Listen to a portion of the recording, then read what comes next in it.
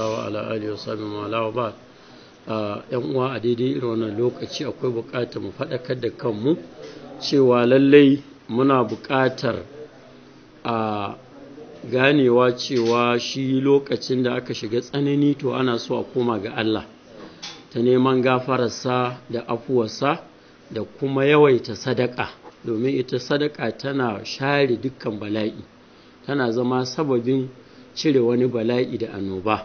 Magabatan suka shiga cikin damuwa to komawa kuma suke ga Allah, tadarra'u su je su kankan da kansu su koma su yi ta yin sadaka.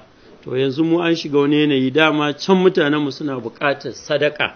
A watan Ramadana an saba wasu ana tallafa masu, irin masu kuɗi da yaransu suke ƙarƙashin, sannan suke ɗan tallafa masu, samu abin da za su yi ma yaransu ɗinki, abin da za su ciyar da iyalansu.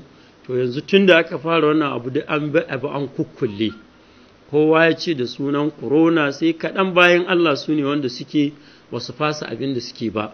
Amma an azumi ya zo lokaci na walwala na talaka, sannan talaka yake ganin sadaka, sannan yake ganin taimako, sannan yake ɗan walwalawa. To yanzu wasu sun riƙe da suna ana corona, wannan kuskure ne. Ya kamata a fito da abin da Allah ya baka, ba wayanka ba ne, ba dabarar ka za ta tara maka ta aje maka ba. Shi yin sadaka ne zai iya zama sababin Allah ya yi mana abin da ke ciki.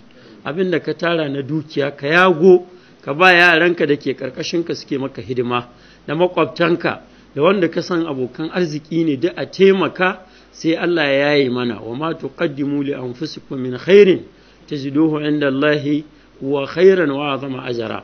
Abin da kuka gabatar na sadaka da alkhairi dan kanku ne, li anfusikum min khairin tajiduhu inda Allah, don da abin da kuka gabatar ma kanku na alkhairi, na sadaka, ciyarwa ne, shayarwa, amfanarwa, duk tufatarwa, za ku same shi a wurin Allah.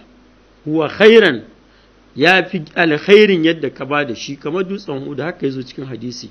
Sannan da lada mafi girma za ku same shi wurin Ubangiji. Haka annabi ya ce sadakar da kai dan shi, dan Allah kenan, sai Allah ya karɓe ta, kamar ɗan dukushin da ka saya ɗan doki, yana girma haka hau, kamar dutsen Uhud girman, haka za ka tarar da sadakarka.